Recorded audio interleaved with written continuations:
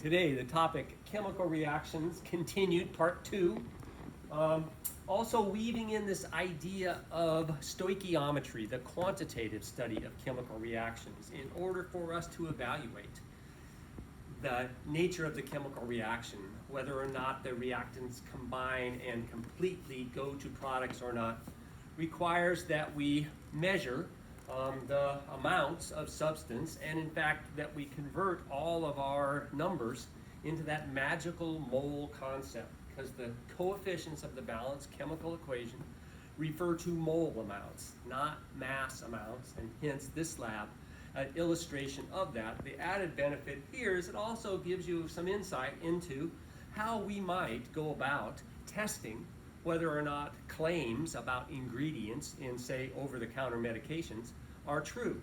And in this instance, we're going to be looking at the composition of a commercial antacid tablet, and then using your knowledge of chemical reactions and your knowledge of the mole to try and evaluate whether the number that they list on the label is in fact verified by our experiment.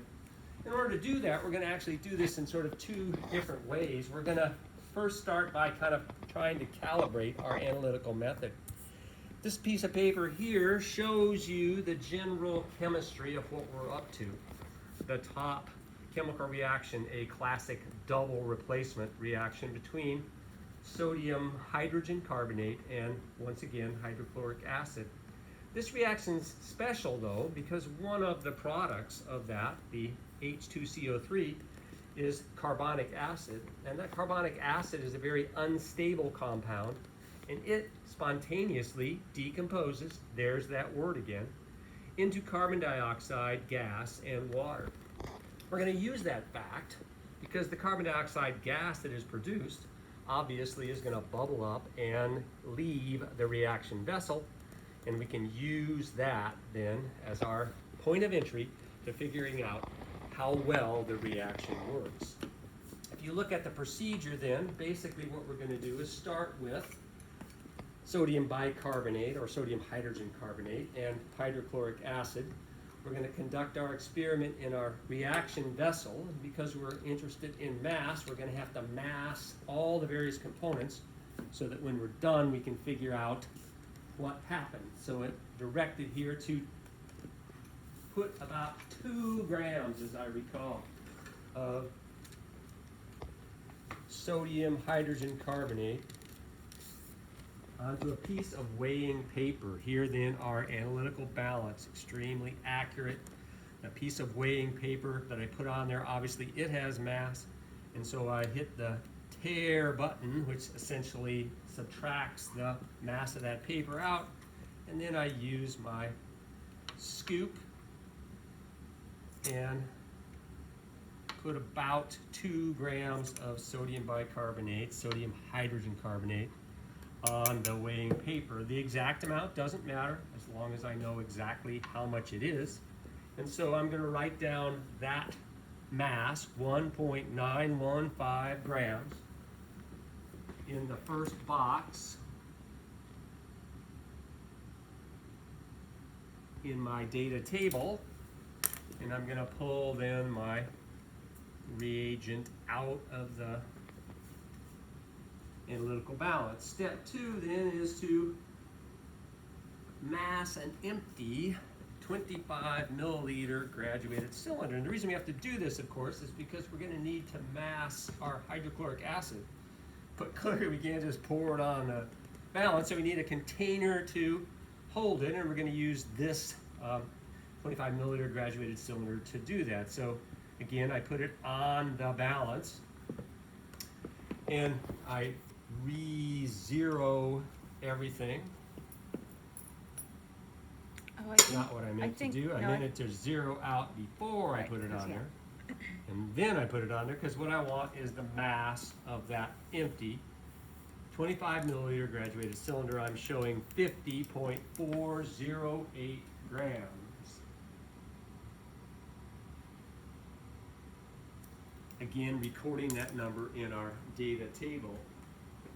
Now I'm directed to put about 25 milliliters of hydrochloric acid into that graduated cylinder. The exact amount doesn't matter because we are measuring its mass, but the 25 milliliter grad cylinder makes it easy for me to get that number close. Notice I'm not measuring the volume, but rather the mass of our combined graduated cylinder and hydrochloric acid, 74.121 grams.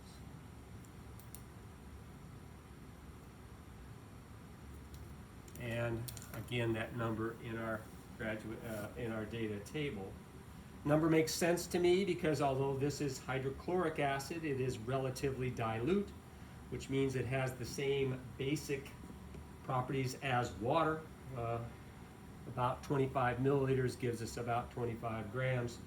Everything looks good there. So we got that component. Finally, we're going to conduct this reaction in a vessel, in this case a 125 milliliter Erlenmeyer flask, specially designed, as we'll see, to facilitate mixing.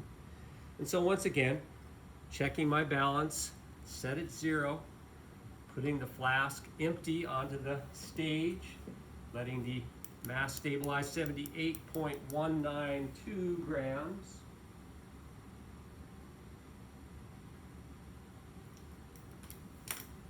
And now we're ready. We know the mass of our reaction vessel. We know the mass of our vessel holding the acid. We know by subtraction the mass of the acid, and we know the mass of the sodium hydrogen carbonate. And so into the flask it goes. Double replacement reaction producing carbonic acid that itself decomposes into carbon dioxide and water. If you watch carefully as I add the acid to the sodium hydrogen carbonate, you'll see the characteristic bubbling, production of a gas, which again, one of our 4 dependable indicators of a chemical reaction. Adding the acid slowly so that I don't cause the effervescence to shoot all that stuff out the top of the flask. And then mixing, and notice as I swirl the flask, the bubbles continue to be produced. Carbon dioxide is, in the case of this experiment, unfortunately, pretty soluble in water, and you know that because you probably drink carbonated beverages. What this means is that even though we don't see any more bubbles forming, there are still bubbles of carbon dioxide dissolved in the reaction mixture. And so one of the things we can do to encourage all that carbon dioxide to leave is to put our reaction vessel here on a hot plate that's set at a relatively low temperature and just giving it a couple of minutes. The heat, I'm sure the Jen will talk about this at some point, makes gases less soluble in water, and as we raise the temperature of that reaction mixture, it should encourage the bubbles of carbon dioxide to find each other and effervesce out of that solution. And again, if you watch carefully, and as I alternatively swirl and warm, swirl and warm, swirl and warm, the carbon dioxide being driven off from the reaction mixture, we're going to use then the change in mass to nail down how much carbon dioxide was produced. And then we're going to use the elegant beauty of the balanced chemical equation to figure out how much sodium bicarbonate was in there. Obviously, in the case of our calibration, we know. We're going to use that to see how well our method works. I'm going to let that sit here until we're all done with everything, and we'll mass both of them at the end, hoping to cause all of that carbon dioxide to leave the reaction mixture. The real purpose of this whole thing is actually to test the composition of a commercial antacid product. One of the things they almost always put in antacids is sodium hydrogen carbonate. And if we look carefully at the label, and I don't know whether we have the precision to do it, and you look at the active ingredients, you'll see that the individual tablets here are supposed to contain, said to contain, what is it, 1916 milligrams of sodium hydrogen carbonate. That would translate into 1.916 grams. And we can test that by using the same chemical reaction. Again, the steps are pretty much the same. The data table in your lab looks very similar to the one you just filled out. Starting with our tablet, we go through the same steps. Here then the weighing paper. We don't ever want to put any potential reagent directly on that stage. I tare or re-zero the scale, confirm that it's set at 0, put my antacid tablet on the scale, and I'm going to write down in a data table the mass of the antacid tablet, 3.017 grams, just like we massed the sodium bicarbonate earlier. Now, if you look at that label, there's all kinds of stuff in that antacid tablet. So this mass here, not especially meaningful to us, but we'll be able to use that number in order to figure out how much carbon dioxide gets produced. Other steps are the same. Again, zero the scale. I need the mass of an empty 25 milliliter graduated cylinder, and you would note that these 25 milliliter graduated cylinders do not all have the same mass, hence the importance of massing each one individually. They're about the same, but not, in this case, exactly the same, and the difference could be very important in the error introduced into our procedure. 50.277 grams. A little bit lighter than the previous 25 milliliter grad cylinder, hence the importance of measuring each one individually. About 25 milliliters of hydrochloric acid. Again, the exact amount doesn't matter. Back on the scale, confirming that it's at 0. And now then our combined mass of the graduated cylinder and hydrochloric acid, 77.687 grams.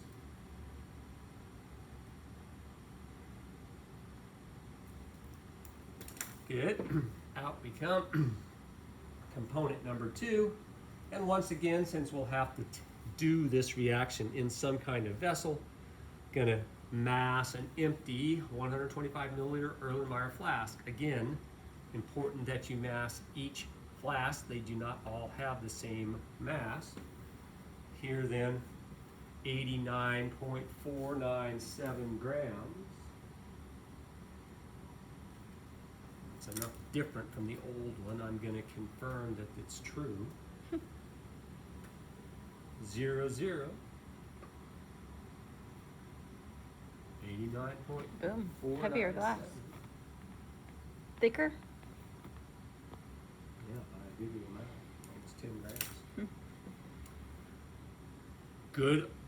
Skepticism is always good. Measure twice, cut once. Right, right. So here now we're ready to go. Same basic setup. There's only one slight, tiny little bit of problem, and that's the tablet's too big to go in the flask. So we have to resort to the chemistry hammer. And all I'm going to do is put that tablet between a couple pieces of weighing paper, tap it gently to break it up a little bit. Maybe. And now again using that weighing paper, carefully, maybe I'll use my fingers for the big pieces, put our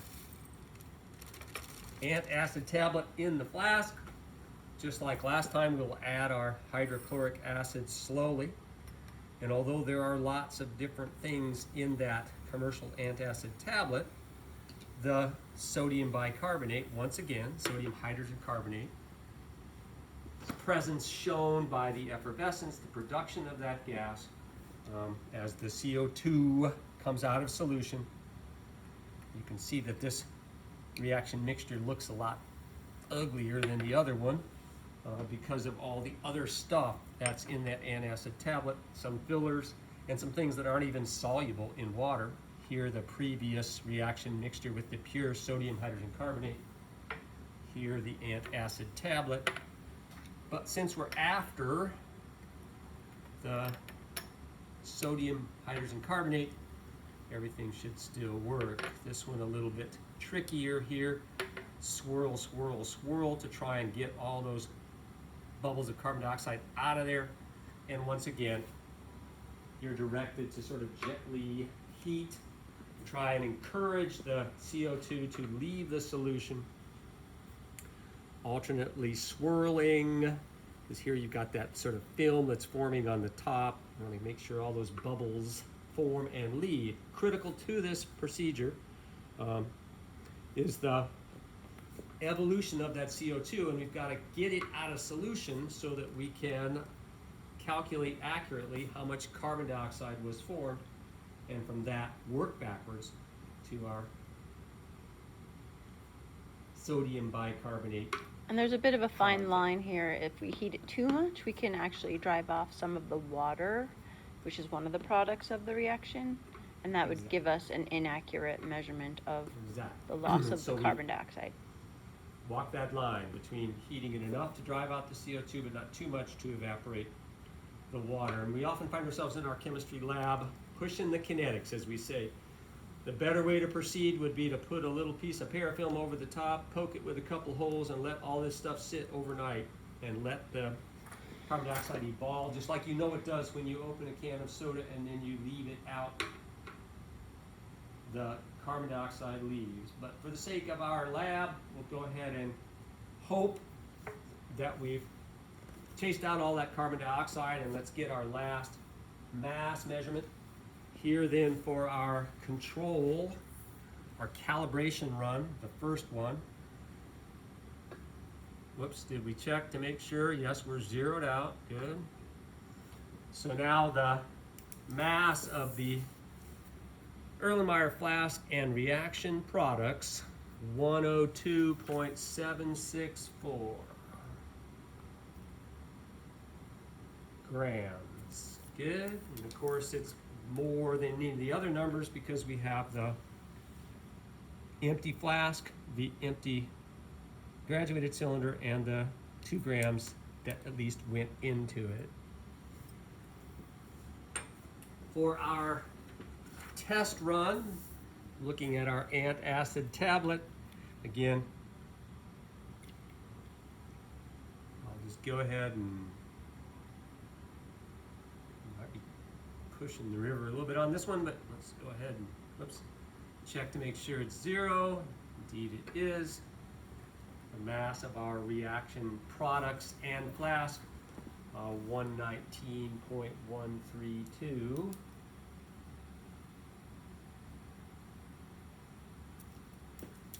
Again, the number's different because we had the different flasks, the different graduated cylinders, and the mass of the whole tablet versus the 2 grams of sodium hydrogen carbonate. The idea here is we can use the calibration run to calculate how much sodium hydrogen carbonate we should have had and compare it to our actual number. And the closer those two are in agreement, the better we feel about our whole analytical approach. We then, based on that, can calculate the mass of sodium hydrogen carbonate from our balanced chemical equation using the one-to-one relationship between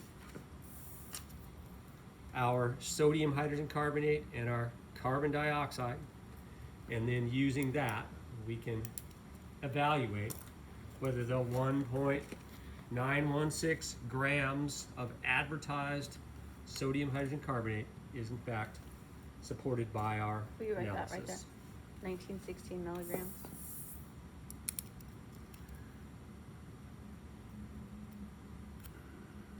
put that number down in milligrams because you will, as brilliant young chemists, have to convert that into grams in order to reconcile all of our numbers.